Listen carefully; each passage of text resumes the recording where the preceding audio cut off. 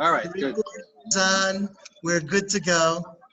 I'm going to start with a bracha, so I'll keep my throat clear. Baruch atah Adonai Eloheinu melech haolam she'akol nihya b'dvaro. Esther is here to answer amen, because the rest of you are muted. Tonight, we are starting Sefer Hamidot.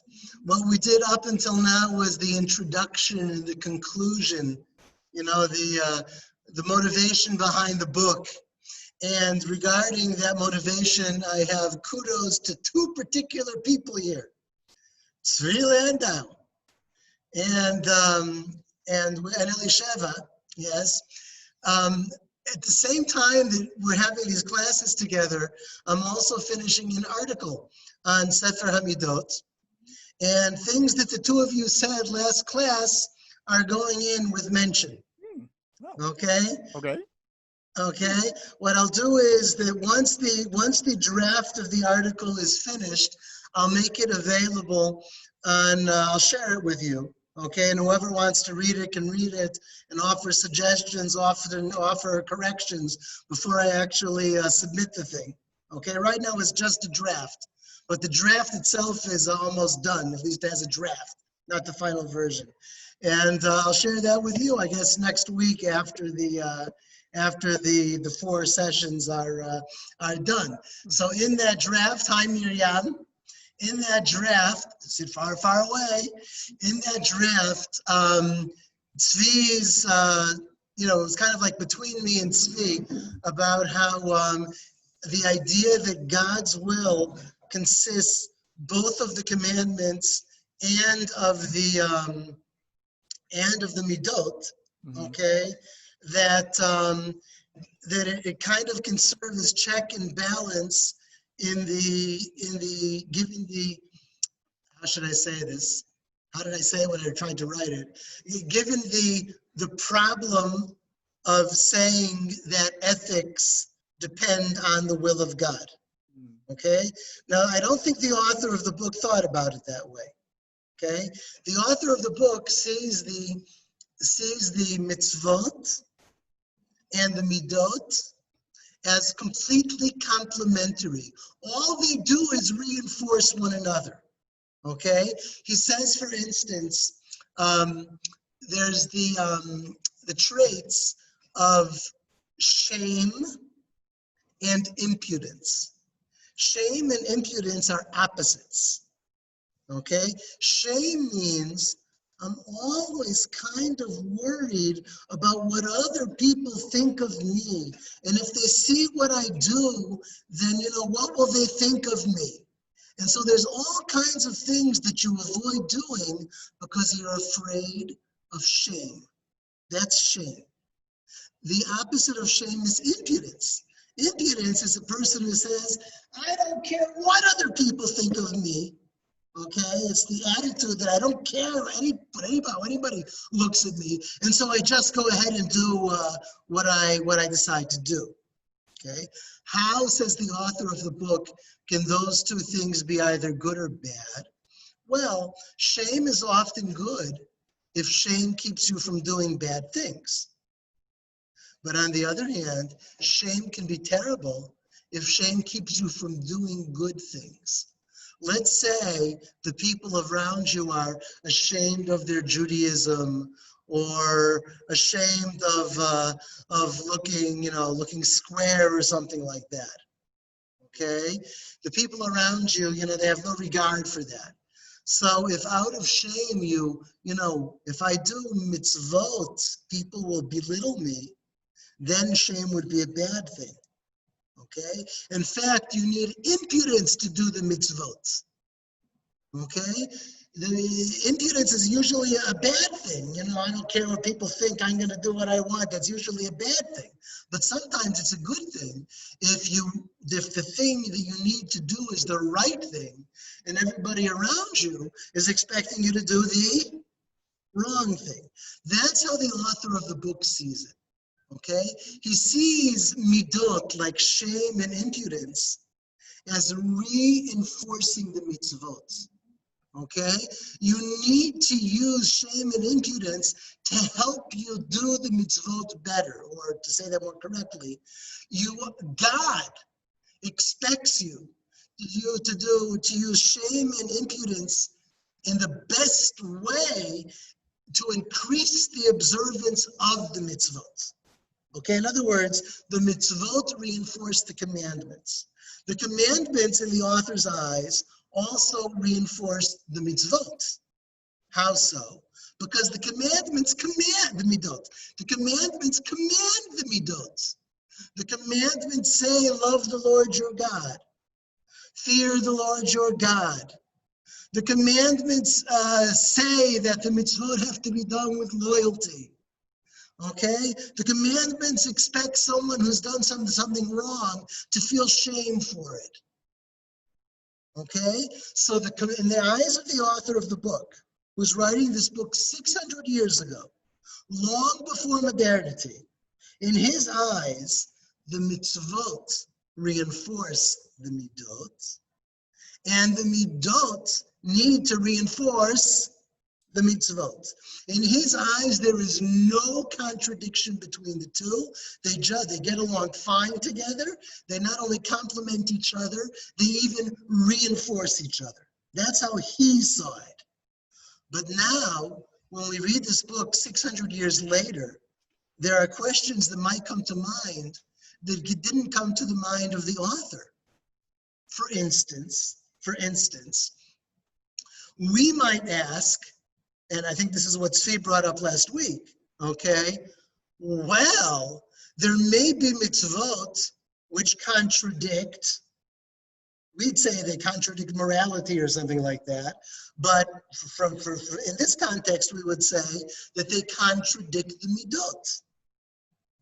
And you may have midot which would prohibit you from doing a certain kind of mitzvah. Okay? In other words, we can ask a question that the author apparently didn't ask. Okay? You know, if God's will is for us to do the mitzvot and the midot, well, do they necessarily get along with each other? Maybe they contradict each other. And that's a question. Okay, maybe they contradict each other. But that question is on the negative side. We can also ask the same thing on the positive side. We can say that, okay, if you have the mitzvot and you have the midot, and God obligates you in both, God obligates you both in commandments and in ethics, then perhaps those things can function as checks and balances on each other. Okay? Do the mitzvot. But when you're trying to understand how God wants you to keep his commandments, analyze that in terms of ethics, in terms of the midot. And when you're doing the midot, okay, when you're keeping the midot, when you're keeping ethics, well, how should you balance your ethics? How do you know when you've gone too far or not far enough? Well, it might be even a good thing that the commandments set limits within the realm of midot. Okay, for instance, just to give you an example off the top of my head, for instance, compassion. Okay, compassion is normally a very good thing. Yes? Okay, and yet there are times when compassion is extraordinarily harmful. Okay, if you have compassion on somebody cruel, or your compassion doesn't let you stand up against evil. Okay, so how do you know when compassion's gone too far, or when compassion hasn't gone far enough?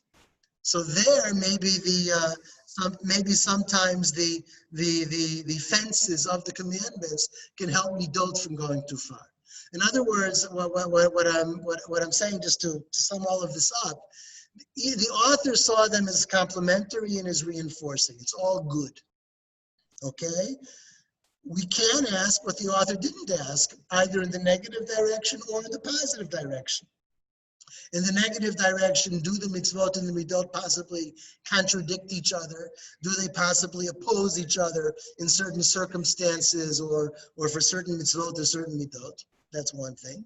Or on the other hand, might they serve in a positive way to check and balance each other, which is also something that the author didn't bring up. So that's one thing. Elisheva's thing is something much more specific, the business with tying and not after each pearl. And I wondered about it for the whole week. I mean, come on, he didn't think of that. People in the Middle Ages, when they made a necklace, they didn't think of making a knot after each pearl so you don't lose all your pearls. But on the other hand, if you would say that, then the analogy doesn't work at all. The whole thing, loses its point. So it's something to think about. Now we will go to our text. Okay, we're going this week to study the first two midot. Okay, I hope do you see the text already, or have I shared it already? Not yet.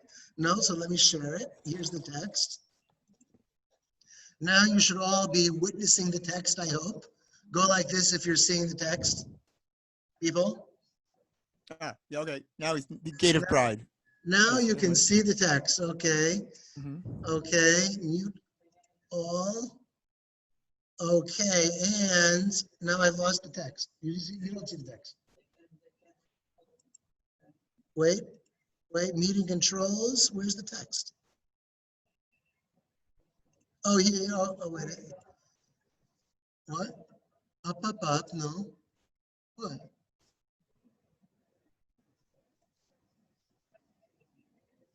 Oh, we have to move this.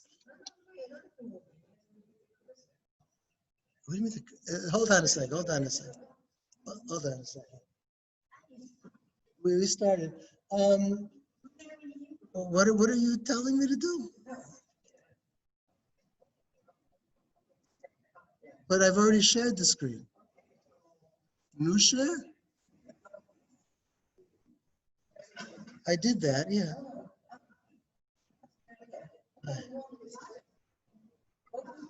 Screen.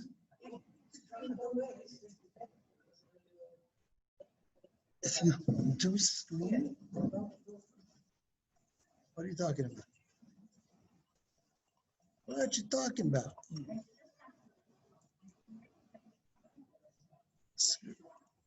Huh?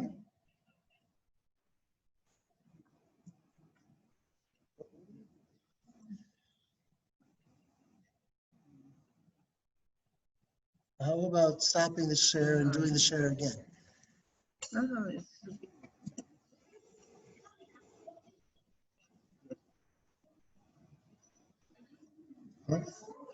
Oh, there you go. Okay. Sorry, everybody.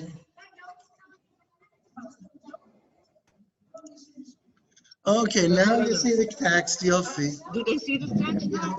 No, before. Oh, now we see the text. Yeah, here, look. I just want to show. If you put this here, only share screen, okay? And don't go there or somewhere. Okay. Just go there, and then you always whatever you have on your laptop, they see. Okay, thanks to Miriam, we all have the text and we can start. We are now doing the first two midot. The reason he starts with the midot of pride and humility, the reason is because he considers the midah of pride to be the worst of all the midot. There is no midah that is more destructive, that is more evil than pride. Okay? Now, some of you may remember this opinion from Maimonides. Okay, those who did the 8 chapters with me. Maimonides also says that pride is the one midah that needs to be rejected entirely. Okay, and here I should prepare you all for what these 2 chapters are going to do by comparing the 2 different systems of Maimonides and of this book. In Maimonides, like I mentioned last week, all of the midot are slopes. Okay, you have a slope like a slide. You have the bottom of the slide and the top of the slide. It's easier to slide down than to climb up. Both are bad. Okay, you don't want to be at the bottom and you won't want to be at the top. They're both too extreme. Okay, the example we used last week was stinginess versus extravagance. Stinginess, you never share anything with anybody. That's stinginess. And extravagance means you never say no. You give away everything whenever anybody asks. Neither of those are healthy. Neither of those are good.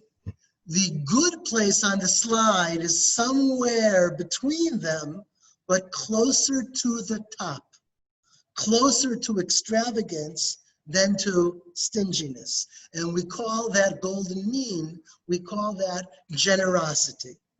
That you're a person who loves to give, and you often give, but you don't give away the shot, right, everything all the time. Okay? That's how the Rambam does all of the midot, as two ends of a slope. This book does not do it that way. This book takes each midah separately. Okay? Each midah is considered on its own, and each midah is entirely neutral. What does that mean? No matter which midah you tell me, okay, it will always have its good side and its bad side. Now, most of the midot, not all of them, but the majority of the midot, he presents in sequential pairs. For instance, what we're going to do tonight is a pair. There's chapter 1 on pride and chapter 2 on humility. Okay? Pride and humility, they're opposites. Right? He does do that, but he does not present them like Maimonides does as a slide, as two ends of the slide. It's not that pride and humility are two ends of a spectrum or the up and down of the slide. Rather, each one is independent. Okay? Pride is generally bad. And in the beginning, he really goes overboard trying to tell you how bad it is. But pride can also be good. Everybody needs some pride. And by the way, that's something I've neglected to mention the past 2 weeks. Okay, it fits in with the analogy of the cooked dish. Right, that you need the right amount of every ingredient so that it'll be tasty. Well, you need every single ingredient. Even the ingredients that the people think are really, really terrible, really, really awful, like stinginess, like hate, like cruelty. These are things that we don't want to have a lot of in ourselves. And yet, and this is, I think, one of the important points of the book, even those are part of being a human being. Okay? Let me give you probably the most extreme example, and that is cruelty. We don't like people who are cruel. We don't want to be cruel. Okay? If a person finds cruelty inside of himself or herself, you got to try to minimize it as much as you can. However, you do not want to uproot it entirely. Why? Because a person who doesn't, it's not that the person has only a tiny bit of cruelty. A person with zero cruelty is not a person. Okay? A person with zero cruelty is mentally ill. The same thing is true of hatred. The same thing is true of stinginess. All of these awful things that we think are so bad, well, they usually are bad, right? And yet, as a human being, you have some element of that inside of you. Okay, and that is something the author of this book stresses in every single chapter. Even the worst traits are necessary to at least some small degree. Okay? Another example, anger. Anger is not a good thing to have a lot of. But a person who never, ever gets angry needs to be in an insane asylum. Okay? You don't need a lot of it, but you can't uproot it. It has to be there inside of you someplace in order to be a healthy human being. Toda Rabba Miriam, you save me every time. She brought me a cup of tea. Okay, thank you. Oh, this is fine. Thank you. Okay, so that is true both of pride and of humility, and it's true of all the midot. It's also true, by the way, of the good midot. You can have midot that are considered wonderful, beautiful, extraordinary. Midot like love. Midot like, trying to think of some examples. Midot like joy. Okay? Love, joy. These are things we want to have a lot of in our personalities. And yet, if a person loves everything and everybody all the time, the person is cuckoo, right? And if a person, what was the other example I gave besides love? Joy, right, joy. It's good to be a joyful person. It's good to be a happy person. Right? But a person who's happy all the time in every circumstance, right, is also headed for the loony bin. Okay? The good midot are not completely good, and the bad midot are not completely bad. Okay? There's no slope in this book. It's each individual midah with its good side and with its bad side. Now, he doesn't stop himself from telling you, the fact that these things are essentially neutral does not stop the author from telling you, well, this is a really bad midah, or this is a really good midah. He does say that, but he always balances it in the end. Even if he tells you that a midah is really, really, really, really bad, in the end, he'll also always tell you how it's good, and vice versa. We're going to see that now when it comes to pride. He's going to wax eloquent about how bad pride is. And yet, because of the format that he chose for this book, he will, in the end, tell you how pride can also be good and how pride can also be necessary. Okay, let's start reading. I'm going to read the first part. In this chapter alone, no other chapter, for the actual title of the chapter, which is the Gate of Pride. Each chapter is called a gate. Even before the chapter he begins, he tells you something about the chapter. This is what he says. Yes?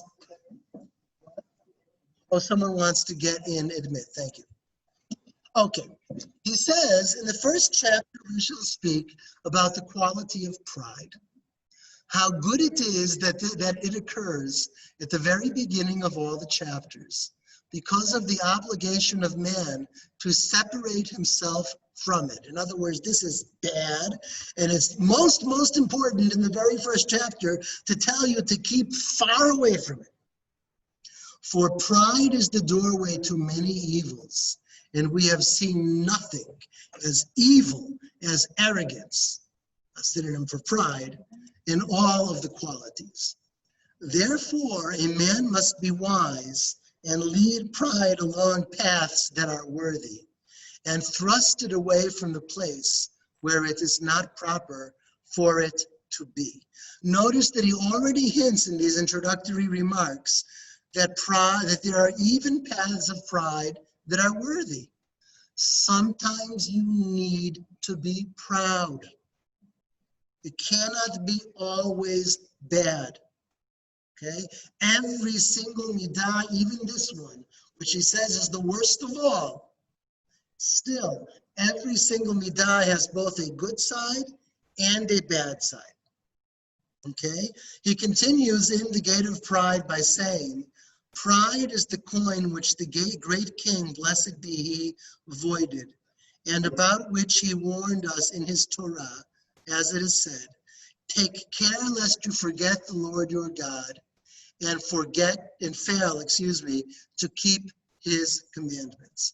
That verse is taken from a passage in Deuteronomy where people start saying, well, I am wealthy and I am secure and I have planted farms and I have raised houses and I have produced all of this by my own hands.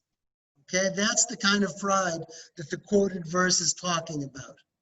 And the verse is saying that a person who feels like that, a person who takes credit for his or her own successes, rather than thanking God for them, okay? That kind of person will forget God. Success and wealth are a key, okay, to open the door to forgetting God. And he uses this metaphor. He says, pride is the coin which the great king, blessed be he, has voided. In other words, the coin that you may never use. You may remember last week the analogy in the introduction to the chapter where he talked about silver and then he talked about coins. Okay, coins are made out of silver. Maybe not anymore, but once upon a time. And he said in the introduction the following. He said, with silver, you need to know both how to identify the silver and the dross, right? The imperfections, okay? The pure metal silver versus the imperfections that are not silver. And even when you have the perfect metal, you need to know the scales. You need to know how to weigh it. In other words, a silver coin, what is its value? It's not like in a contemporary economy. The value of the silver coin depends on how much the silver in it weighs. Or a gold coin, right? The same thing. Okay? You need to be able to identify the silver, and you need to be able to know how to weigh it. After that, he goes on and talks about coins that have been made out of metal. And he says you need to know each coin, okay? How much is it worth, okay? In Israel, it may not be too much of a problem, but I remember if there's any British people here, that not so long ago in England, right, it's more complicated, okay? The different kinds of coins and how many of one coin makes how many of another coin. And plus, besides all of that, there are coins which are taken out of circulation. There are coins which the king has voided, which you may not use. This has to do with politics, right? There are stamps of people's faces on coins. And the king may say that this person is out of favor. So all the people, right, with the coin with that face, those coins are out of favor. Those coins are out of circulation. They may not be used anymore. And to use them is a sign of rebellion against the king. Okay? Well, he mentioned all of that in the introduction, but what was he referring to? What is the coin that the king has avoided? What is the midah which needs to be avoided at all costs? So he tells us here that that coin is pride.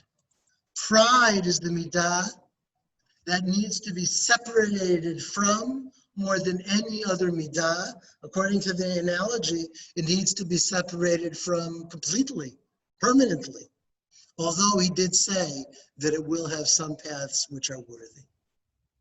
From this point on, I'd like to ask somebody to volunteer to read, and we'll stop and discuss things along the way. The text is not hard. This is a very popular level text. And who's up for it? Has to be people on Zoom. From where exactly? From the first sentence. Pride, okay. So pride is the coin which the great king, blessed be he, voided, and about which he warned us in his Torah, as it said, Can't hear you, Tzvi. take care lest you forget the Lord your God and fail to keep his commandments from Devarim. For the arrogant person forgets his maker, as is written. Everything you own has prospered. Beware lest your heart grow haughty and you forget the Lord your God, and you say to yourselves, my own power and the might of my own hand have won this wealth for me. Also from Devarim. And in the case of a king, it is said, thus he will not act haughtily towards his fellows or deviate from the instruction to the right or to the left. Okay. If the Torah warned against pride, even in the case of a king, so much more does it warn ordinary men that they should not attempt to lord over one another. Okay, this is a kal v'chomer, right? That if even a king, if God demands that even a king be humble, all the more so a regular person. Okay? Okay. Arrogance may be divided into two types. One, the pride of a man in his body. Two, the pride of a man in his intellectual attainments and in his deeds. Okay, let's stop here for a moment. Well, what could you be prideful about? There's only two things. Either you could be proud of your own physicality. I'm so handsome, I'm so beautiful, I'm so strong, right?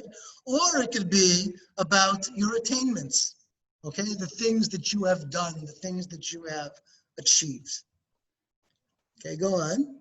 Here it specifically says also intellectual attainments. At least that's what he says here, right? Yeah, correct. So the pride of a man in his body or person is, in turn, divided into two classifications, one good and one evil. And this is the pride of a man in his body, which is evil.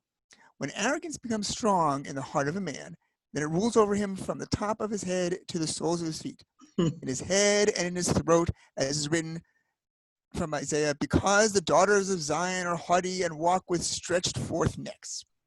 In his hands and in his feet, as is written, let not the foot of pride overtake me, and let not the hand of the wicked drive me away. I mean, it sounds silly, but we all know that it's true.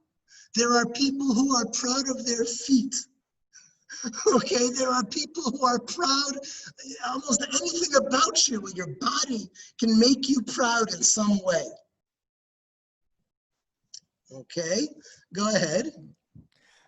You move where we now. And it was because.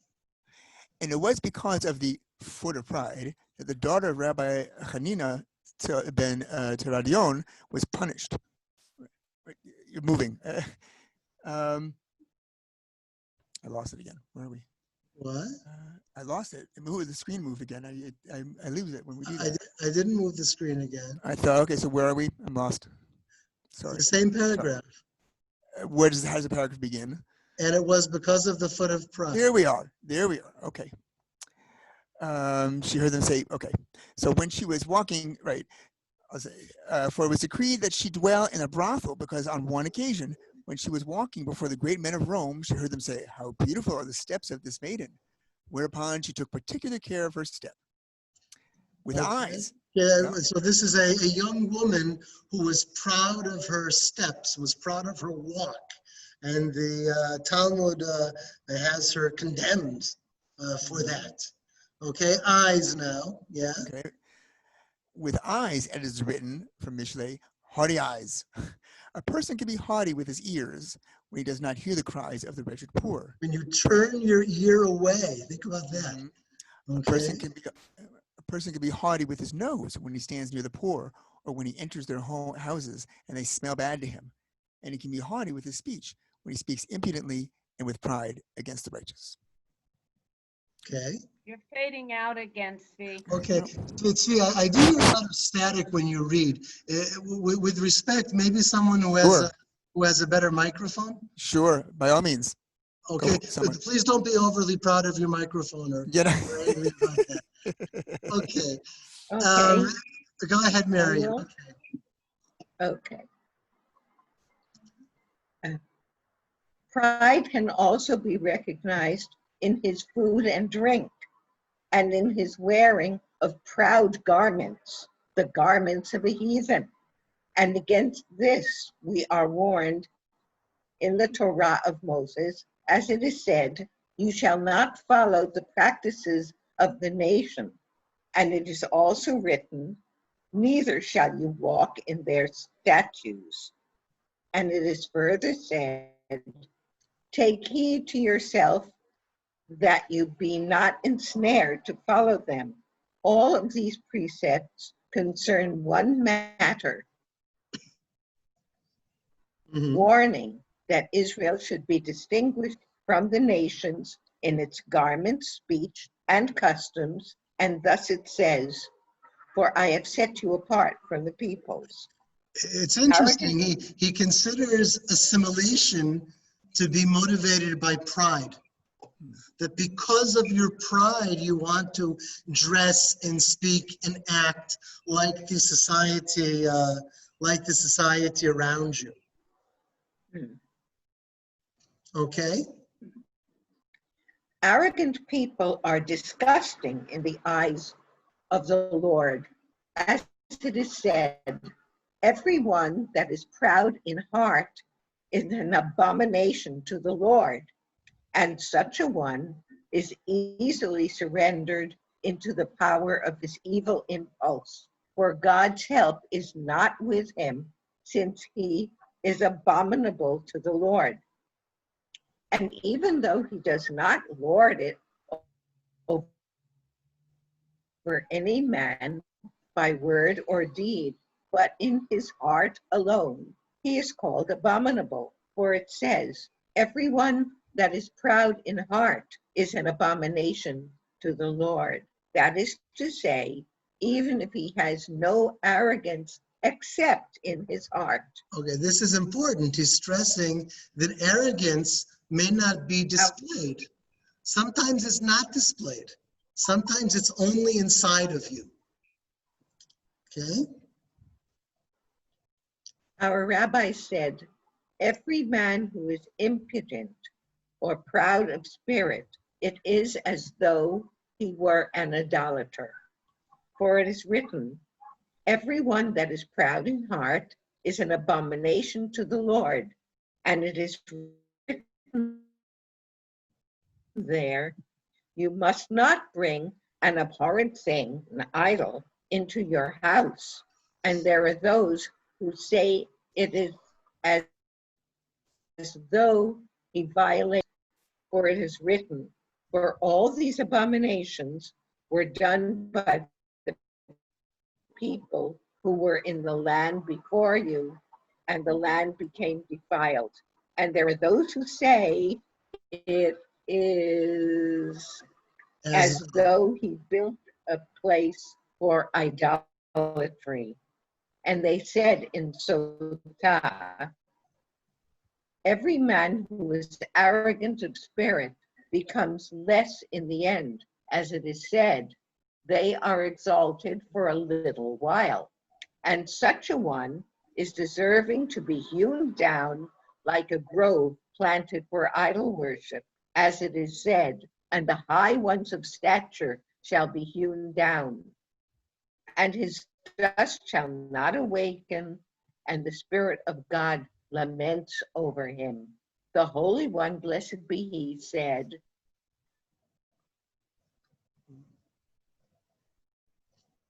I and he cannot live in the soul, is haughty of eye and proud of heart, him will I not suffer. Okay, thanks, Marianne.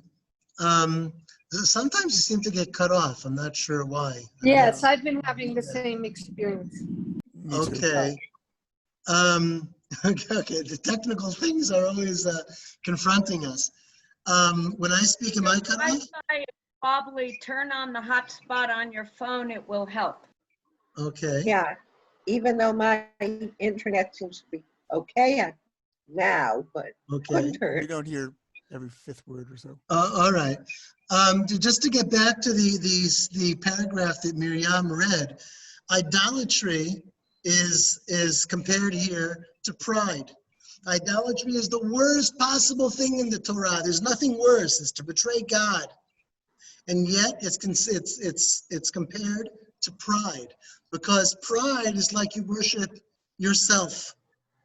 Okay, that's what's behind the comparison of idolatry to pride. And this quote is wonderful. It's a rabbinic quote from the Talmud. that anyone who is prideful, the Holy One, blessed be He, says, I and he cannot live in the same world. Okay, if you're full of pride, you leave no room in the world for God. There's only room for you. Okay. Because of the technical problems, is there anyone else who can try? Make a third try? Yeah, well, yeah, I put my hotspot on. Okay, let's try that. Thank you, Marian. Okay. Okay.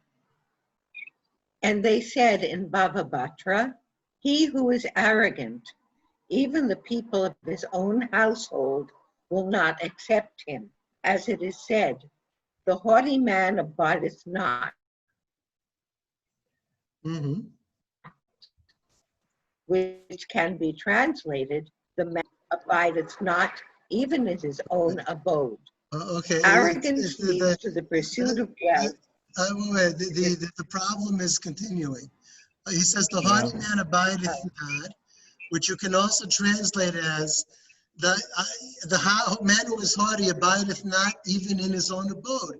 If you are living at home and you are full of pride, the people in your home can't wait to get rid of you. Right? People don't like arrogant people around them. Okay? Okay, please excuse me, Marian. I want to make another try because it's still not working. Anyone else possible?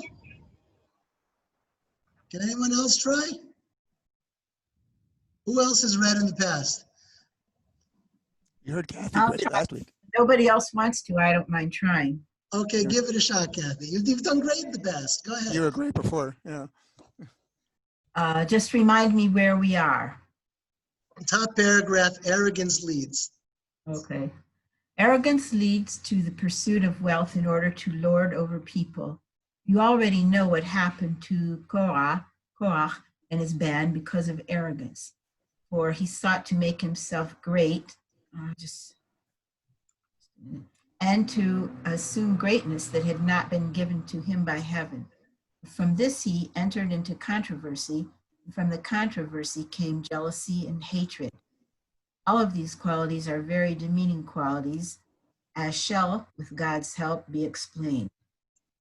The end of the matter is that everyone who adorns his body in order to lord it over others forgets the Lord, blessed be he, and will not concern himself with the commandments, and will not pursue good deeds, for all his intent is concentrated on himself, to adorn his ephemeral body whose end is worms. And he who concentrates on adorning his person is near to committing immoral acts, where he will display himself before women to win favor in their eyes, and this will lead him to draw close to them, and he will engage in laughter and levity. Okay, that's so far for the men. I told you in the first class that this book is mostly geared towards men rather than women. The author is a man. He's writing for men in Hebrew. But the book was early on translated into Yiddish for women, okay? Most of the things in this book you see that he's talking to men, but on occasion, he also talks about women, which is the next paragraph, okay? The next paragraph, I am a little bit concerned that it will not be politically correct. You're welcome to react to it however you will. And he, in this case, is particularly bringing up women in the context of pride in one's body. Okay, after he talked about men dressing up like peacocks, right, to impress people in general, to impress women, and now he's going to talk about women. Go ahead. Also, the woman who adorns herself to display herself before men arouses their desire and puts unworthy thoughts in their minds, and for this, her punishment is very great, for she places a stumbling block before many. Did not our sages forbid men to gaze at the gaily colored garments of women when these garments are spread out upon the wall, even when she is not dressed in them? All the more so is there great punishment for a woman who adorns herself, for men who ogle her. Okay. Be aware that both, not only for women, but also for men, he needs to balance all of these things. Okay, even if you just read the part about men dressing up like peacocks, you might answer, well, shouldn't you dress well? Shouldn't you dress respectably? Shouldn't you dress in a way that people will have good regard for you? All of that will come up. Okay, he's talking here about the negative side. And so too, he definitely is saying that a woman who dresses with the specific intention of arousing arousing men in a sexual way, is what he spoke of here. But he's not saying that women cannot dress in a way that is dignified. Okay. Any other reactions, or we can go on? Okay, so go ahead. Get to comment? Yeah. I have had this discussion with Orthodox rabbi friends of mine over the years. Yeah.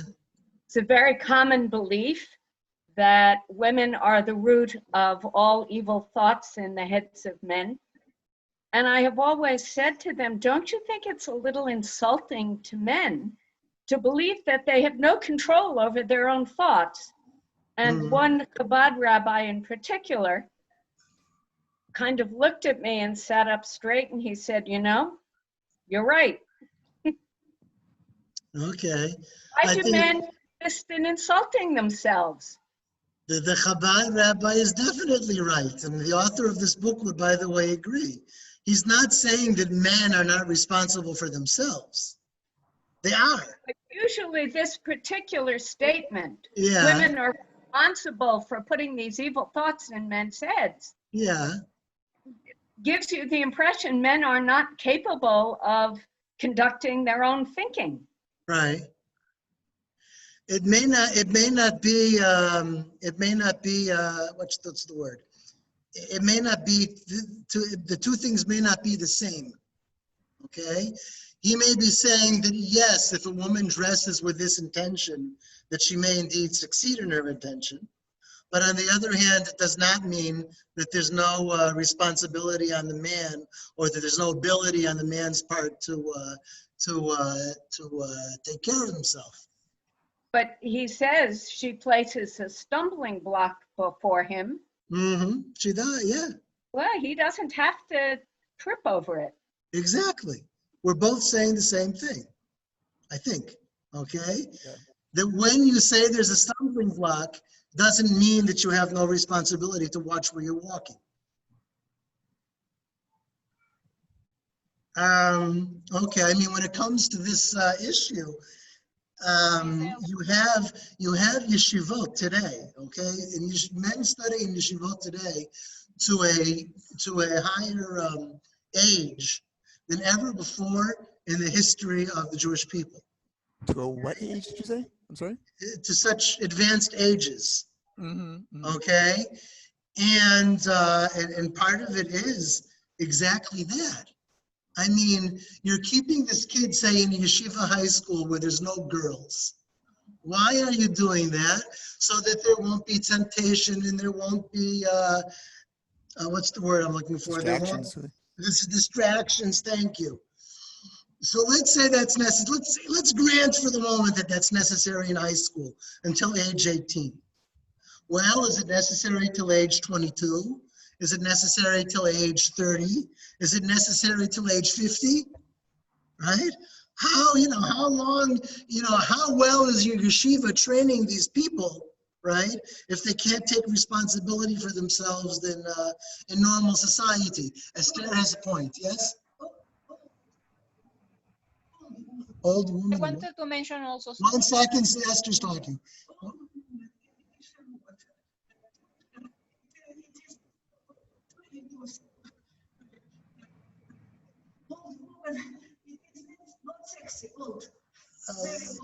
I don't know if I totally understand the point. Esther is mentioning an older woman who perhaps is not, I don't know how to say this, What? Who would not be attractive in that way. And so why, I guess you're asking, why should society have to be split in that case? I don't have an answer to that. Okay, I see that Simcha wanted to say something, right? Yeah, I wanted to comment something regarding what Elishua said, that I support that that idea, because I think when we have a not just a balance between our spirituality and our physical or material aspects, Yeah. I think that even the most gorgeous woman or man passes by nearby, or yeah, we can see, but it's not, we're not going to fall for that person or do negative things or banal things in order to fall for that physical attraction. And the other thing that you were mentioning regarding yeshivot, that's and I would say fishy or risky business, because some authors have declared that, for example, yeshivot or military, when there was mostly only men in those fields, that or even families that have only more sons or more daughters without having some kind of interaction with the opposite sex. Sometimes that can lead to people becoming gay or having some kind of a physical discharge or other reactions. I wouldn't say that, and I wouldn't believe that this is the generality, but it has to be a balance. You cannot, let's say, that put a person in a golden cage because they're going to feel pressed, even it's a physical cage or a mental cage that might keep them from their own thoughts, which might be words and actions or deeds at some point. So that's why I think here, that's why I think that here is the goal is striving on not just developing, but having the higher midot in our lives. Even as you said, we need to have a little bit of the weaker ones or negative ones, because it cannot be like we're not perfect, right? So. Okay, I like particularly what you said about balance, right? That maybe to be, for, I don't know, for a boy to be in an all-male environment, right, completely for so many years, that's a lack of balance that can also have its perhaps its negative side. And I think the author of the book, that's what he's trying to say, that each thing needs balance. And we're about to see that if we can read a couple more paragraphs regarding pride in one's body. So far, it's been the pride of the body is bad, but there has to be a good side to it too. And we're about to see that. Okay, if Kathy could go on. Are you there, Kathy? Yes. Okay. And moreover, arrogance leads to lust. For the heart of the arrogant person is open wide to every temptation and desires everything. And lust is the worst quality of all, because of his pride, a person will lust to wear expensive garments and build big palaces and eat tasty food. For the proud person longs always for big things, and if he finds he cannot attain them legitimately, comes to steal and rob. For the arrogant person lusts to fill his purse and grow wealthy. He is never satisfied with his destiny, for all that he has seems too little for him, especially with the many expenses which his lust costs him. And moreover, pride causes him to be impatient with the disciplines of society. It is not necessary to dwell upon the unworthiness of the impatient, for this is known to all. This is very, very important, in my opinion, at least. The arrogant person, he says, suffers for that. Because if you're arrogant, you're never satisfied. If you're arrogant, you think you always deserve more. You always need more. You've always got more coming to you. And so you're never satisfied with what you have. Okay, in other words, the final negative thing about arrogance of the body or arrogance for physical things is that you, in the end, you suffer for it. Okay, now we're going to see the opposite end. What kind of pride in the body or pride in physicality is good? Please go on. And there is a sort of personal pride or pride in one's person that is good and necessary. Otherwise, a man might say, since arrogance is so evil a quality, I shall separate myself from pride even more. And then he denies himself meat, drinks wine, does not marry, does not live in a nice dwelling, does not put on a nice garment, but wears sackcloth and coarse wool and torn, soiled clothes, uses soiled and ugly dishes and utensils, does not wash his face, hands, and feet until his appearance becomes more bedraggled than the appearance of other men. And he does all this so as to remove himself from pride as far as possible. One who follows this course is called a sinner. For lo, it is said of a Nazarite, and make expiation on his behalf for the guilt that he has incurred through the corpse. Okay, this is something famous. Okay, the Nazarite takes upon himself not to cut his hair and not to drink wine. When the time is up, the Nazarite needs to bring a sin offering. Why a sin offering? What sin did the Nazarite commit? So let's see. Go ahead. The sages said. The sages said, if one who denies himself only wine is called a sinner, how much more he who denies himself all pleasure. The sages said, is it not enough for you that the Torah has forbidden that you wish to forbid yourself all these things, will forbid yourself other things? And on this subject and similar ones, Solomon said, be not righteous overmuch, neither make yourself overwise. Why should you destroy yourself? Okay, so note this: to turn yourself into a vagrant. It's not just an extreme mitah. It's a sin. Okay, it is something against the will of God.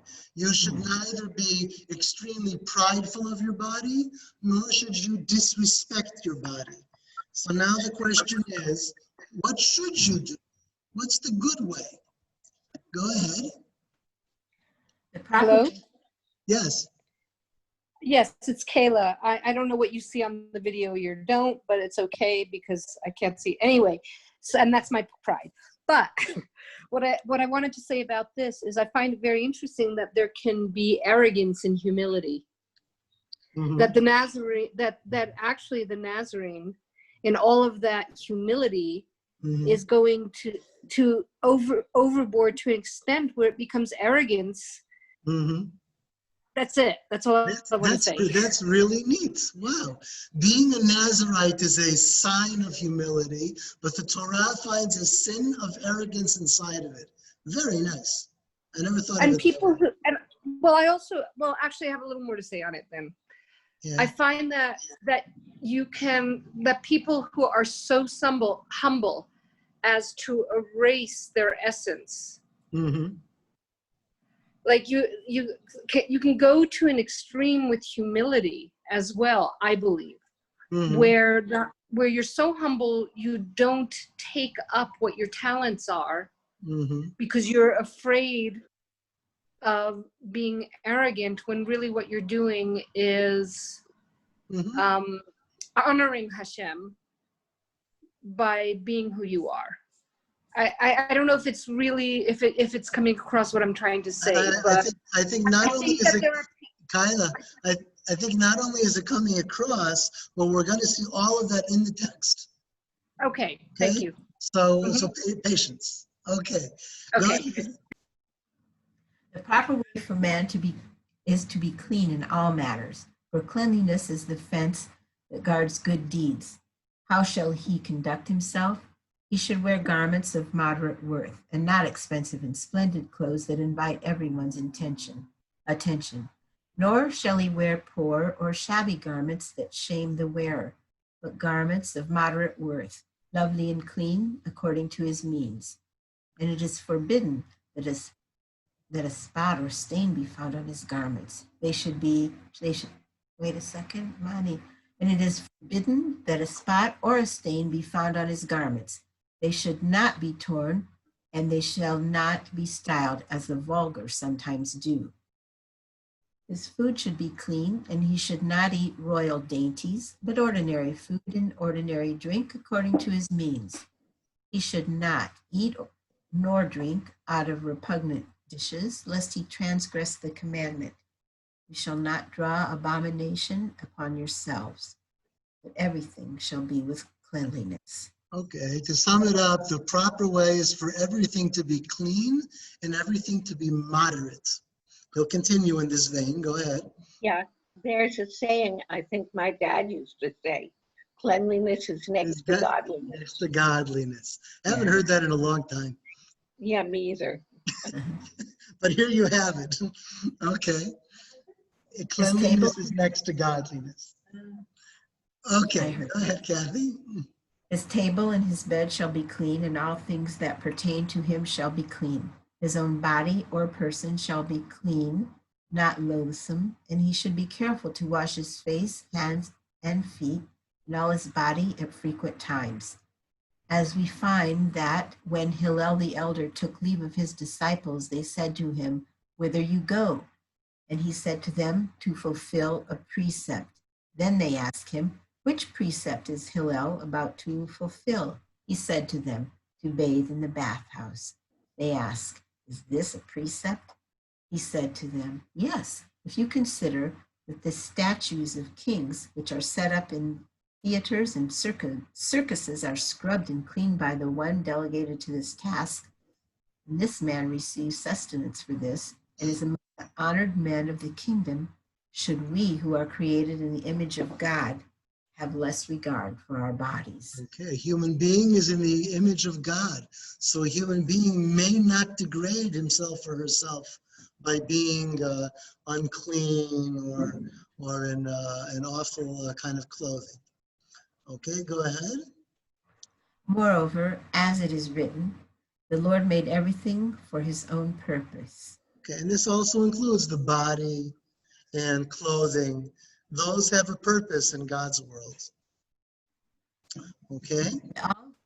All who are careful to observe these matters for the sake of the command and not merely to make themselves attractive and proud, even though this care of the body may seem like conceit, as long as it is his intention to serve God through cleanliness, there is great merit in him. In other words, it's all up to your intention. This may go back to the business about the men and the woman that we had before, right? If your intention is to dress respectably and to serve God by doing so, that's fine. If your intention is to arouse other people or to show other people how stylish you are or how handsome you are or how wealthy you are, then it would be here a transgression. Okay, go ahead. Pride and wisdom and good deeds may be divided into two types. Oh, let me just stop here.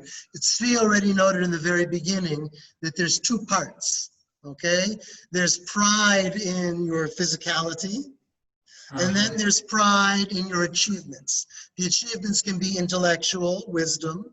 They can also be acts, right? The deeds that you have done. You can be proud of what you've done. We're finished now with the first part, and we're going on now to the second part of the chapter. Go ahead. Pride and wisdom and good deeds may be divided into two types, one good and the other bad. The pride that is bad is when a man despises others in his heart and with his mouth, and when all people aside from himself are small and lacking in his eyes, and he constantly praises himself that he is all wise and is therefore often tempted to deny a truth because he is too conceited to admit that he could be wrong. Such a person always believes that his words, advice, and deeds are better than the words, advice, and deeds of his friends and companions. Such a one boasts constantly of his wisdom and deeds, for he desires praise and honor for all the good things he does. And covering this sort of person, Solomon says, let a stranger praise you and not your own mouth. That's a famous quote. It's used often in modern Hebrew. Yehalelucha zar velo picha. Okay? Let someone else declare your praises, right? But not your own mouth. And this paragraph is giving us a key. It's an easy key to use.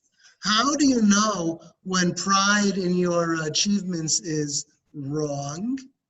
It's wrong if your pride is meant to put down others. Okay? If you put down others, that's the sign that it's not a good thing. Okay? The arrogant person? The arrogant person will always take all credit for himself. Just a minute. I'm just trying to highlight the paragraph for reading for people. Okay. Yeah. And thus will not trouble himself to study Torah, for he cares nothing for the glory of God, but desires only that the world shall praise him and call him a good and wise man. Such a man always rejoices when others stumble for lack of knowledge and feels himself exalted when his companions are disgraced. Isn't that a good feeling? When you show everybody that you're right and they were wrong? I told you so. All right. And this fault is one of the 24 things which prevent repentance. Okay, there's actually a whole list of 24 things that get in the way of tshuva that he has in a different chapter in this book, but we're not going to get into it now. Okay?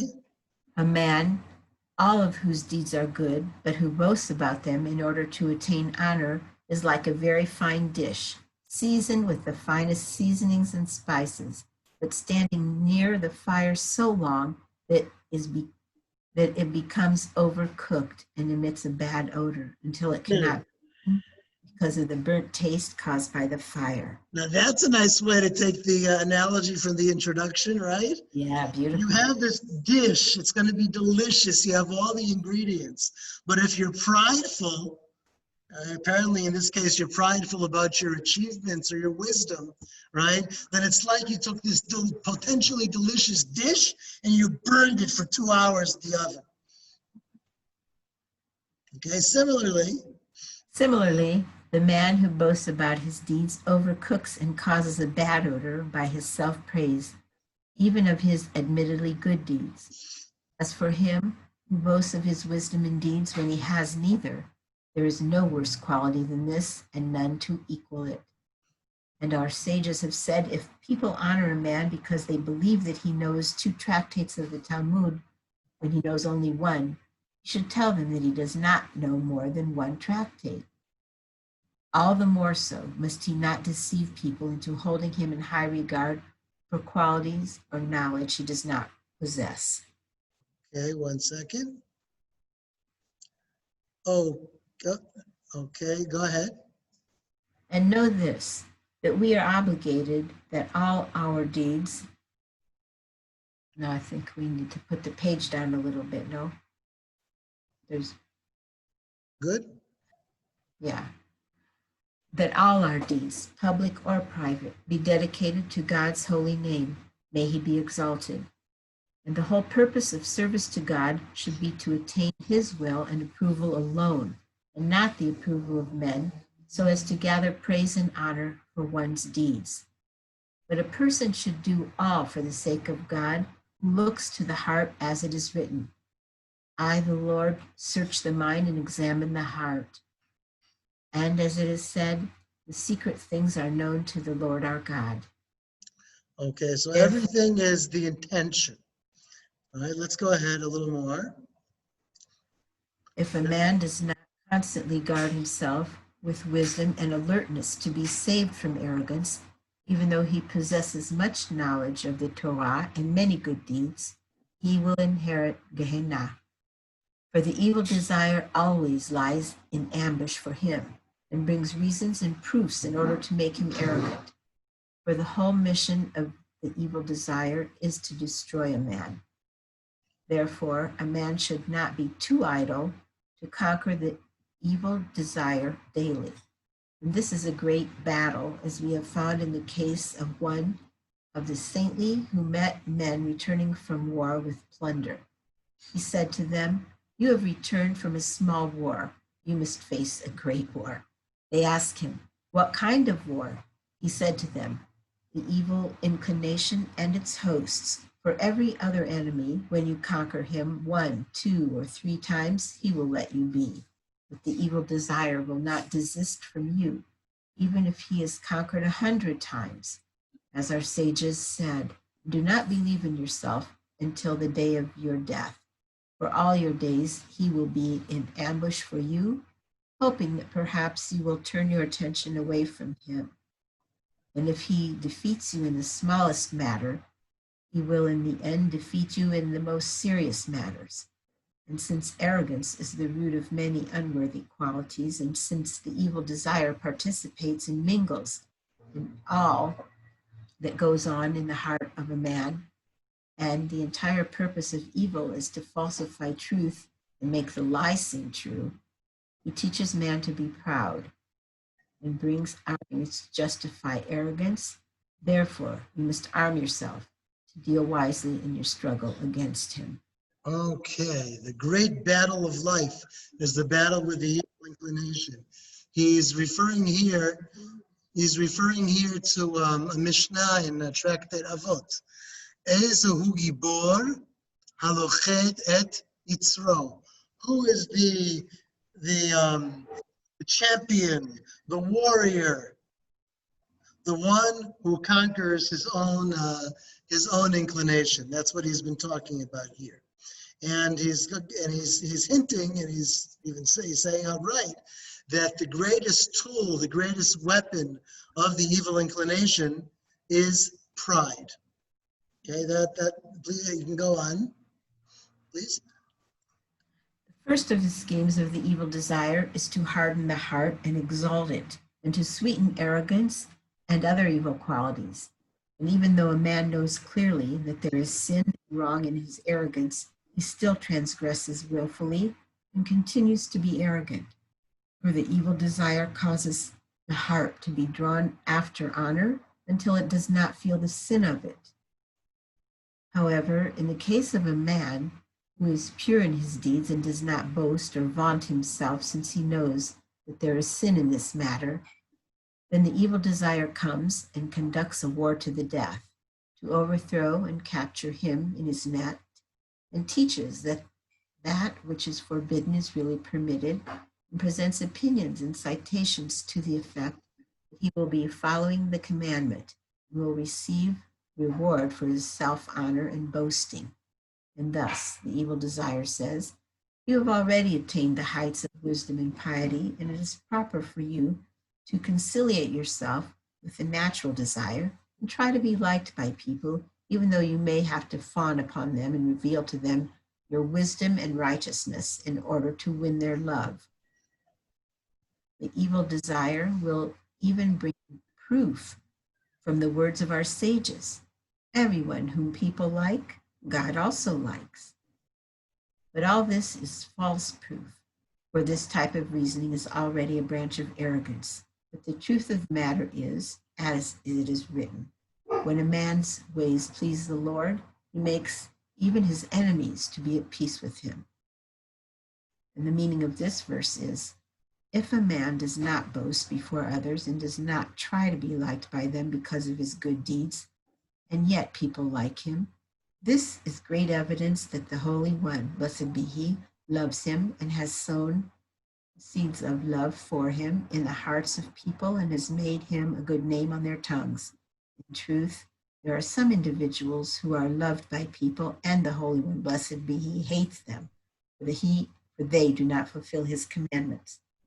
For the Holy One, blessed be he, loves only those who study Torah and fulfill its precepts. Okay, he's doing here something that relates to the beginning of our session tonight. He's telling you that it's not always clear what the commandment is. You know, inside of you have this evil inclination, you have all kinds of drives, and you can be You can be turned. Okay, you can be made to think, or better to say, you can make yourself think that that which is forbidden is permitted, or that which is permitted is forbidden. And therefore, it might be a good idea to have a check and balance where the midot they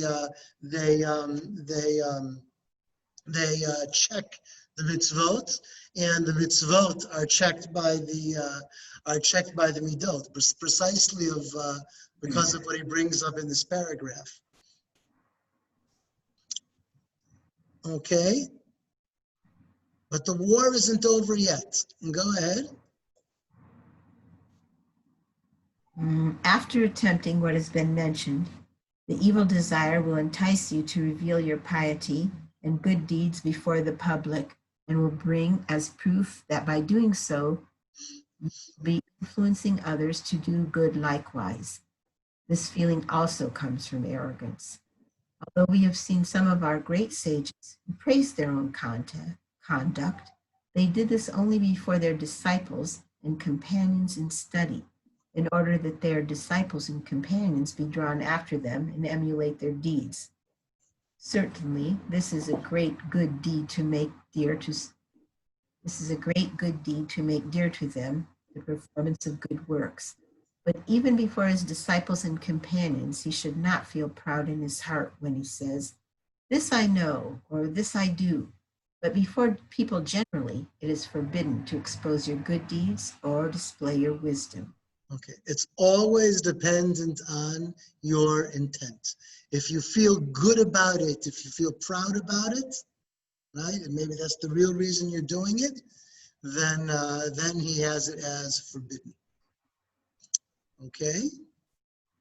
Even though you be modest and pray at length and study Torah at set times, your evil desire will entice you to be proud and say to you, "Now the people who see you will deem you important and honor you because of your good ways.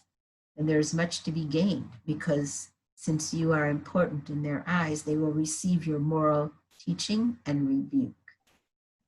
All this is nothing. When you do, go on. Yeah, please. All this is nothing. When you do good deeds for the sake of the Creator alone, blessed be He, your words of rebuke will be eagerly welcomed by people, even if you do not think so. For the willingness of people to accept correction from you does not depend on your thoughts. Okay. I was nodding my head from his words. All this is nothing. That's all. Well, I wasn't nodding at you. Okay. He's going on. Yeah. I didn't quite understand about this business does not depend on your thoughts. That last, I don't understand that all this is nothing. What does he say about this? He's referring to the previous paragraph, okay? He says that, he says you're modest and you pray at length and study Torah at set times. And so now the evil inclination tells you, be proud of that. The people are going to see you and they're going to honor you because you study Torah and you pray and you're modest and you act modest and all of that.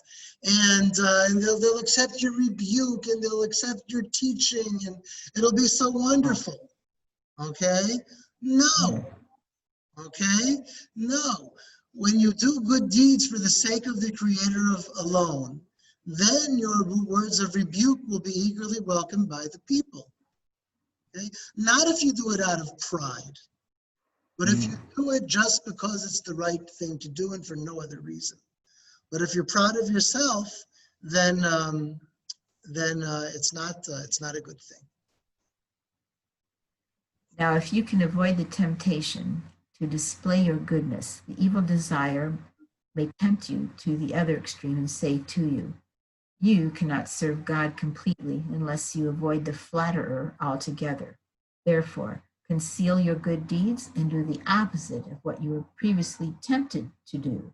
Pray briefly, and when you study any form of wisdom, do it privately, and let no one know of your prayer and study other than the Creator alone. And let there not be seen in you any good quality. On the contrary, let there be apparent in idleness or laziness in your service to God, in order that you not be esteemed and thus lose your heavenly reward. And do not warn people against evil and direct people to do good, and do not let people know that you have wisdom, and do not teach it to others, and do not show any sign of one who reveres God, as, for example, the tefillin, the mezuzah, the tzitzit, but on the contrary, go along with the crowd and mingle with them in their food, drink, and gaiety and hilarious laughter. All this is the scheme of the evil desire to trap men in his net, and he who does these things, believing them to be the performance of God's command, his loss is 1,000,000 times greater than his reward, and he is like one who escapes a small fire into a big fire. Okay, so go just be one of the guys. Don't be special. Don't be different. And you should do that because that's humility, because then nobody will think that you're special. Right? Anything can be twisted. The way he describes here the war of the evil inclination, this never-ending war. The evil inclination can come from any direction, can use any argument. If you go one way, then he'll come from the other way. And first, you should be doing pious things because people will admire you. That's not good. So you go the other direction. You shouldn't be doing pious things because then people will admire you. That's also not good. And finally now we're at the end of this whole war. He's going to tell you what the right way is. What's the right way? Go ahead. The right way is for him to pray with intent and at length, and direct others to do good and warn them against evil, and do good deeds both openly and in secret.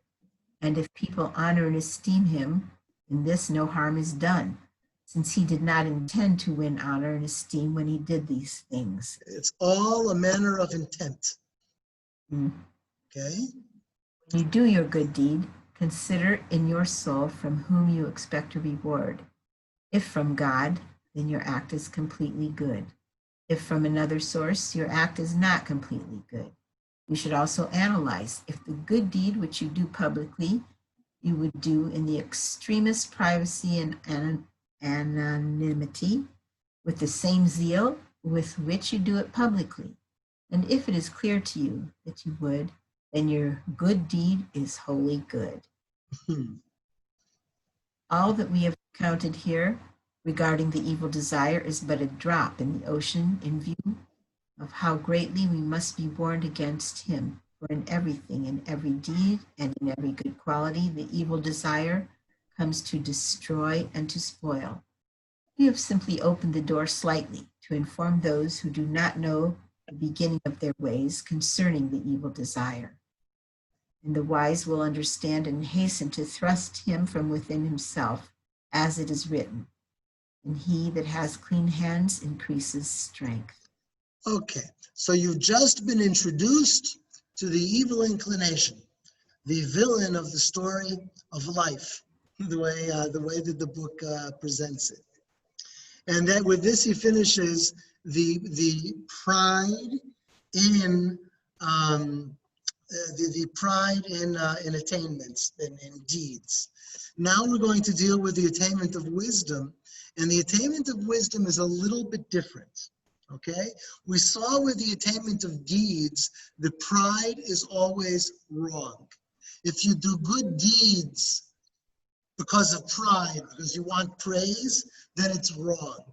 If you avoid good deeds because of pride, because you want people to think that you're modest, okay, that's also wrong.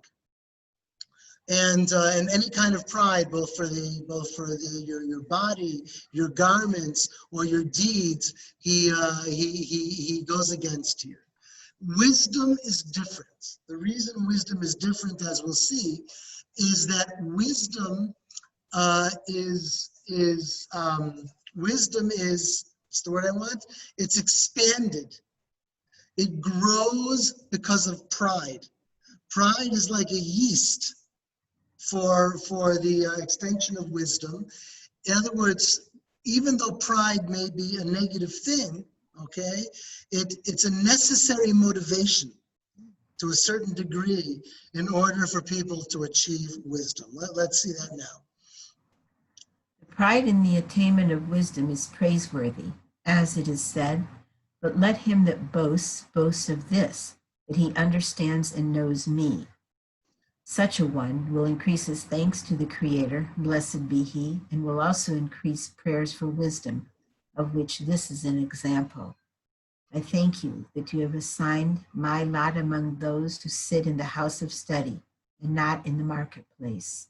Or, happy are we, and how goodly is our portion, and how pleasant is our lot. And on this subject it is said, and his heart was lifted up in the ways of the Lord. And notice what the key here is. The key here is gratitude. Okay? If you achieve wisdom, you should be proud of it. And yet, you should also be grateful for it. Okay? And that's the way he's expressing it. That's what makes it okay. Okay, go on. For the man. For the man who prizes wisdom will be of high spiritual worth and lofty of heart concerning all matters pertaining to the world to come. And he will not be contented with what comes to him by chance, and he will not be satisfied with what knowledge or wisdom he himself acquires. But he will minimize in his own eyes all his deeds, and his soul will strive higher continually. And he will find fault with his soul as though it offers too little in the service of God. Blessed be he. This type of pride does not harm modesty, but, on the contrary, helps him to rejoice in all good qualities and to be glad when his companions are honored and to concern himself with their honor. Okay, here we have something neat, okay? It's not just gratitude that makes this good. It's also a motivation. In other words, if when you achieve wisdom, you find that that is motivating you, that that is making more demands of you, and that it's forcing you to become better, then that's also a sign that the attainment of wisdom and the pride in wisdom is a good thing. Okay, now we're at the real turning point of the chapter. So far we've said that arrogance is generally really bad. We've seen that for wisdom it can have some degree of good. And now we're on the topic of where arrogance is completely good. Go ahead. And arrogance against the wicked is exceedingly to be praised, to rebuke them and to shame them, and he must never humble himself to them, and he must command them concerning the good and warn them as much as lies in his power against evil. Even though his preaching to them may seem in the eyes of the world like lording over others and boasting, since his intention is for the sake of God, he is to be praised. And he should not humble himself before the wicked, following the example of Mordecai, who refused to bow before Haman. And whenever he has to perform a commandment of God, let him not bow at all to the wicked, to leave the good thing he intends to do, merely because he will be lower in their eyes.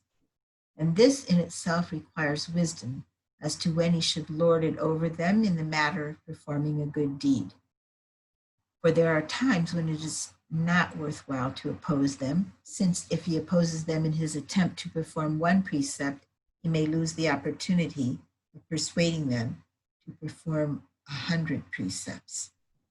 For this reason, the wise person should consider carefully the importance of the matter at issue and the time, and only in accordance with these factors should he plan his actions.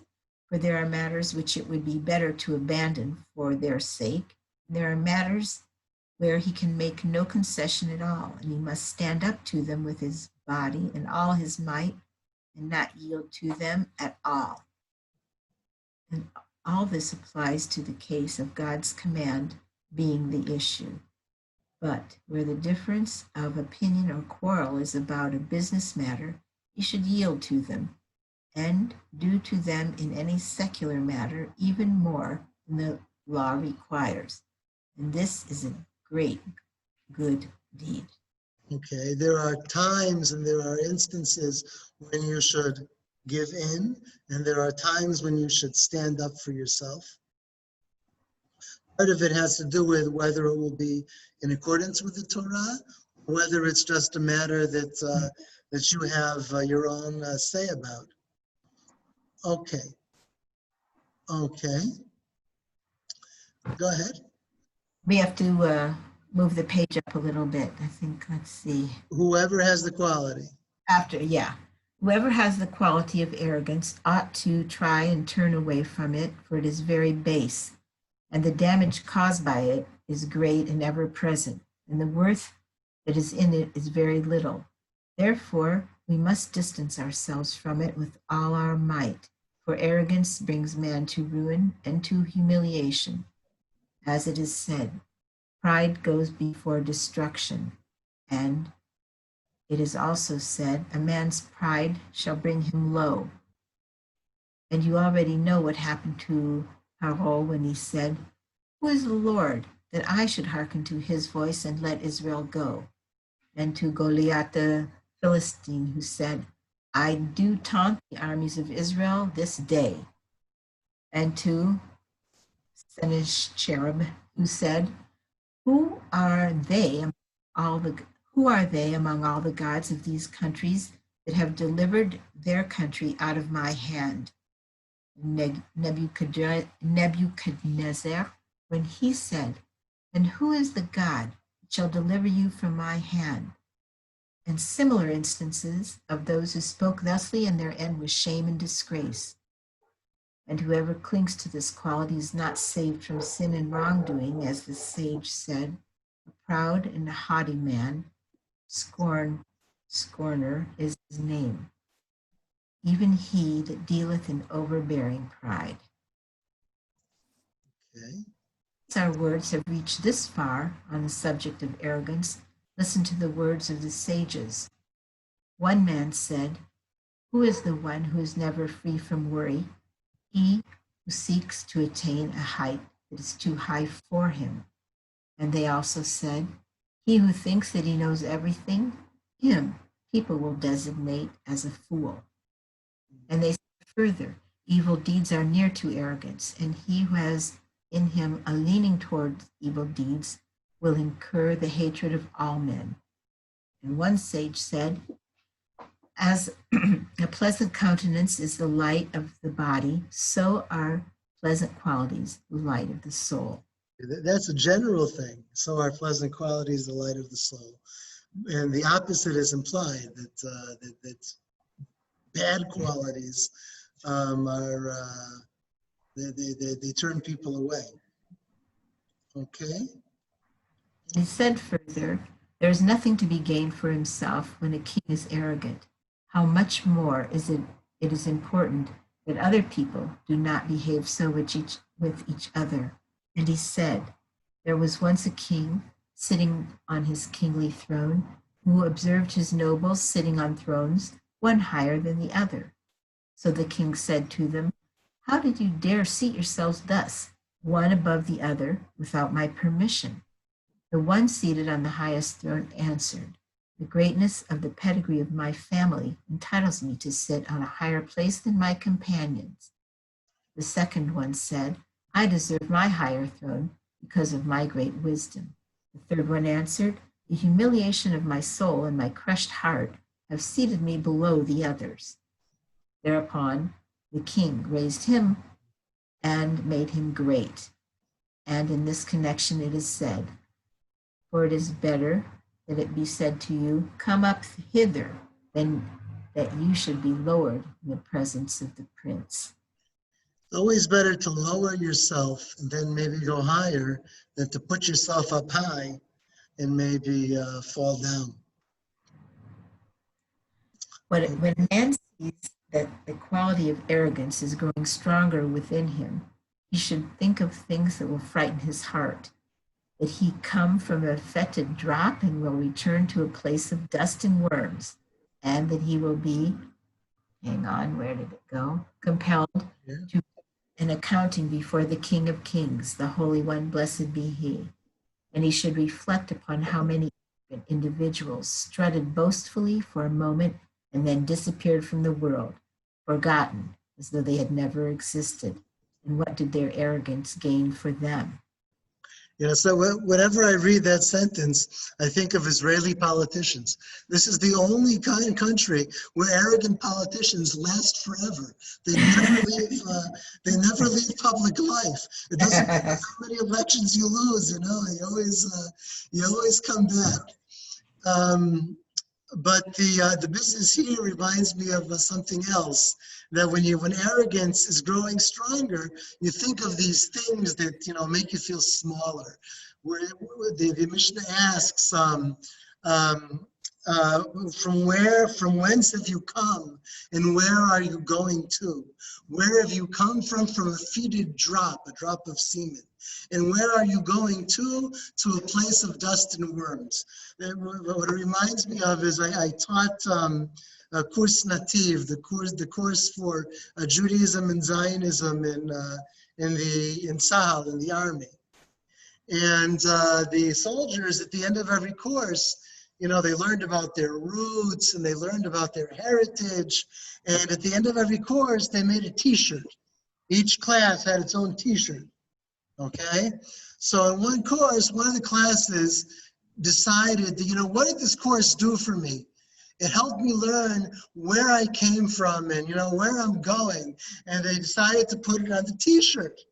Okay, know where you came from and where you are going. And sometimes ignorance is really bliss, right? That if these kids had known where the quote came from, they probably wouldn't have put it on their T-shirts. That you came from a fetid drop and you've returned to a place of dust and worms. Miriam has a question, yeah?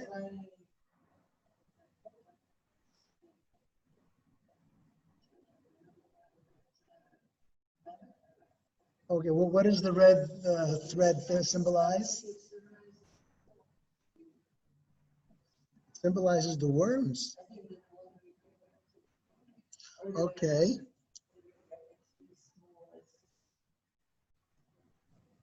Okay, Miriam says that there's this custom that many of us have seen of the red thread right around the wrist, and she says it's meant to remind one of the worms, and how small a person is. Okay, I never knew what that was about.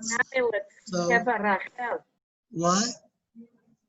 I always heard that it was an amulet from Keva Rachel. People would take red cords and walk around Keva Rachel with them and then wear them on their wrists as an amulet for, I don't know, good fortune, good health, good whatever. Thank you. Okay. I never knew what the custom came from, and I never thought about it or investigated it. So we have Miriam's and Elisheva's points on this. Miriam says that was interesting, Elisheva. And okay. Okay, let's finish the chapter. Take offense to restrain yourself at a distance from arrogance and the other evil qualities. He who desires to root out haughtiness from his heart completely cannot do this by thought alone, but must at first depart from arrogance to its furthest extremity. How? A man who was accustomed to dressing himself in the finest garments, such as the haughtiest people wear, and wants to turn from this ostentation must overcorrect his defect. If he should wear ordinary clothes in an attempt to correct his fault, he will not eradicate his haughtiness from his heart. Or if his custom was to boast and to exalt himself to win honor by words or deeds. This is by no means correct. This is no means of correcting. There is no means of correcting this unless he goes to the other extreme and conducts himself with the greatest humiliation, sitting below everyone or far to the rear, and wears his worn and shabby clothes that disgrace their wearer, and does similar things until he roots out his haughtiness to heart. Okay, some of you remember that this paragraph is taken from Maimonides. Okay, this is not original. Most of this book, by the way, is eclectic. It's not original. It just borrows sources from all different kinds of places and weaves them together. So this paragraph is from Maimonides. Maimonides said, hey, you know, if you're supposed to be at the golden mean, but if you go too far in one direction, the way to balance it out is by going too far in the other direction. And then eventually you'll get back to the mean. And he gives the same example with anger. Go ahead, the same is true. Same is true of a man with a hot temper who is angry often. At first, he should conduct himself so that even if they beat him and curse him, he should not feel it at all. He must continue in this manner for a long time until he roots out the very roots of anger from his heart. When he has achieved this, he can then take the middle road and follow it all his life. One should follow this procedure with all evil qualities. At first, one should withdraw to the furthest extreme and act thusly for a long time. Afterwards, he should take the middle road. And this method of procedure is a complete healing in connection with all evil qualities. And he whose intention continually is to serve the Creator, blessed be he, with every part of himself and in the best manner, will place this path before himself and before his companion. And concerning this it is said, and to him that ordereth his way aright, will I show the salvation of God. Okay, so that's how he concludes this paragraph, this chapter on arrogance, that you need to go way into the other direction. The truth is that the chapter doesn't even end off about arrogance. It ends off with a similar example regarding anger. And yet we read earlier in the chapter that he connects arrogance with anger. Okay, what's the connection between arrogance and anger? If you're arrogant, you think that everything is coming to you. If you're angry, you think, if you're arrogant, you think you always deserve more. And then when you don't get it, you're displeased and you are angry. Okay, that is how arrogance leads one to anger. Next week, we're going to be doing anger and its opposites. Okay, what are the opposites of anger? What do people think? What is the opposite of anger? What might it be? Contentment. Calmness and composure. Contentment, I heard. And what did you say? Calmness and composure. Okay, if you're angry, you're not calm. So maybe calmness would be the opposite of anger. Pleasure, enjoyment. Okay, if you're angry, you're not enjoying. So pleasure and enjoyment. Okay. I would say Satisfying. contentment. Contentment. Okay. Next week, we're not going to do it now. Next week, we're going to specifically go ahead and analyze the opposite of anger. Because as you can see from the examples you're giving, which are good examples and they're correct examples, but it's hard to pin it down.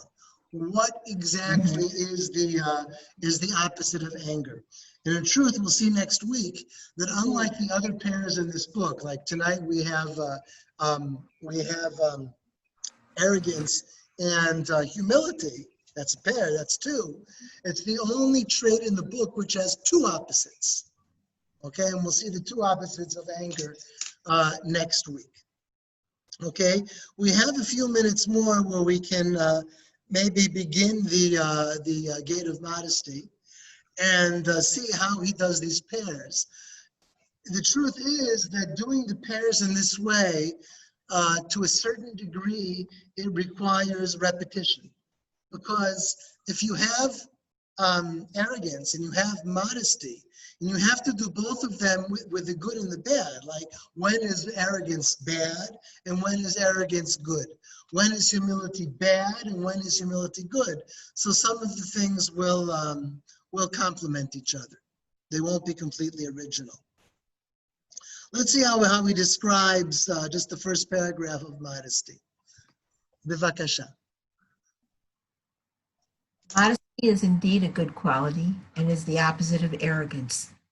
And he who possesses this quality has already turned away from his soul all sorts of evils, and he who has reached this honored, lofty degree performs a precept and receives his reward according to the greatness of his humility. For modesty is the root of service to God, and a small deed done with modesty is received by God. Blessed be he, 1,000 times more readily than a great deed performed with arrogance. And thus did our sages say, the one who sacrifices much and the one who sacrifices little have the same merit, provided that the heart is directed to heaven. But a work done with arrogance is not welcomed by God, blessed be he, for it is an abomination to his spirit, as it is said, everyone that is proud in heart is an abomination to the Lord. Okay, I think that's enough for now. It's very important, this statement here, okay, that where he says that a small deed done with modesty is received by God. The one who sacrifices much and the one who sacrifices little have the same merit, provided that the heart is directed to heaven. This may help us explain, in order to conclude for tonight, why he sees arrogance as the worst of all traits. Okay, why arrogance is the coin that the king has voided and taken out of circulation. You may never use it. Why is that so? I think the point is here, okay, provided that the heart is directed to heaven. Remember that the directing the heart to heaven and the fear of heaven we had in the introduction is the cord that binds all the midot. And without this cord, right, without fear of heaven, everything will fall and will scatter and will be lost. And this may be the reason for it. Why is pride so terrible? And why in that case is humility so unbelievably important? It's because with pride, there's no place for anybody else. Okay? We can go back to the discussion last week where what is the yardstick by which you measure the midot? So some people said you'll measure it yourself. Some people said society will measure it. Some people said, or the book said, God will measure it. Okay? Well, measuring it yourself may work, but the other two no longer do. Okay? If you're arrogant, then God cannot measure your midot. And if you're arrogant, then other people or people you're in a relationship with or the society that you live within, right? None of them can be the yardstick, because for an arrogant person, I am the only yardstick. Okay, and it comes out here. Why is modesty such a good quality? Why is it the opposite of arrogance? Because if you're modest, you can direct your heart to heaven. It also fits with a quote that I emphasized when Kathy was reading, that if a person is arrogant, then God says, there's no room for me and that person in this world. There's not enough room. Okay, because if you're arrogant, there's no room for God, and it brings us back maybe to finish to the Hasidic saying that where is God? Who remembers? Where is God?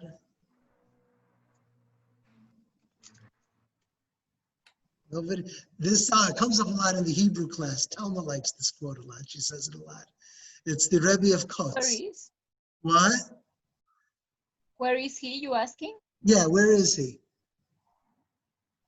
He would be in our hearts, in our spirits. Okay, he's in our hearts, he's in our spirit. You can say that God isn't physical, so God is not here and God is not there. But the Rebbe of Kotsk said it the best. He said, where is God? Wherever people let him in. Oh. Yeah. Okay? And that fits with what you said, right? That he's in our hearts if you let him into your hearts. So if you're modest, you have a place in your heart for God. You can let God in. But if you're arrogant, then there's no room for God in the world, only for yourself. Okay. Okay, so we'll stop here because I have the transportation deadline. Next week we're gonna do anger and its opposites, which has some very, very down to earth, but sometimes but how do you say mizazea in English? Shocking. Shocking, yeah. Yeah. Okay, things that on the one hand are very down to earth and very practical and very useful, but also things that can really get to you and make you think twice. Okay? So next week, everybody. So Thank you, Abby. Thank you. Great. Yeah. Great. Thank you, Avi. you're welcome. Bye-bye, everybody. Bye. Bye-bye. Shabbat Shalom. Shabbat Thank you, shalom. Avi. Shalom. Shabbat shalom to everybody.